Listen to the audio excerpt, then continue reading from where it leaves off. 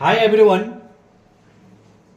अभी जो हम सीख रहे हैं ना, देखिए हम लोग जब अपने बच्चों को सिखा रहे हैं, जब जब हम उसको जोड़ना सिखाते हैं तो उसके साथ ही साथ हमको अपने बच्चों को माइंड में सेटअप करना है। क्या सेटअप करना है कि बेटा इस तरह से जोड़ना सीख जाओ कि जब अगर तुमको दुकान चलाना पड़े ना तो तुम इजीली दुकान में जाके इतना फास्टली जोड़ के तुम अच्छे से दुकान चला सको। तो आप आगे देखते हैं कि जैसे हम जोड़ना सीखते हैं, जोड़ना एक तो क्या है कि दुकानदार यानी दुकान पर यूज करते हैं, किस तरह से करते हैं, और एक होता है हम जो क्लास वाइज जो मैथ्स में पढ़ते हैं उस टाइप से यूज होता है और आगे चलता रहता है। और ये तो जोड़ना जिंदगी का एक हिस्सा है, यूं समझ लीजिए, क्योंकि हर काम में ये काम आता है। तो उसी तरीके से अब अगर हम दुकानदार वाला जब जोड़ सीखे और जब हम अपने बच्चों को सिखाएं तो ये इसको प्रैक्टिस कराएं, कम से कम 100-200 सम जो है इस तरह से प्रैक्टिस करवाया जाए। कैसे प्रैक्टिस कराया जाए? तो अब यहाँ पे देखिए कि जैसे दुकानदार में चीनी आपने क्या लिया, 40 रुपए के लिया, चाय 20 रुपए का, दाल 50 रुपए का, नमक 30 रुपए का लिया आपने।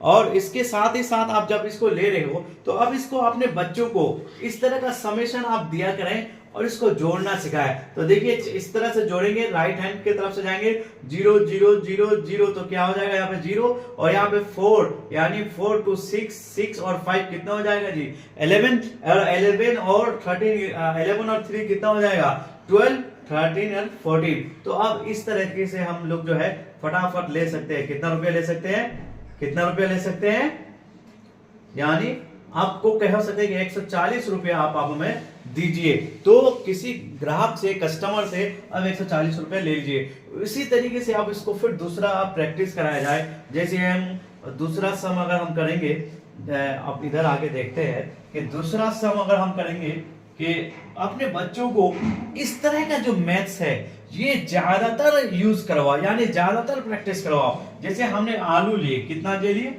हमने, आलू लिए 200 रुपया का, और हम क्या लिए जी, आटा लिए, आटा लिए 510 रुपया का। अब उसी तरीके से हमने कलम लिए, कितने रुपया, 10 रुपया का।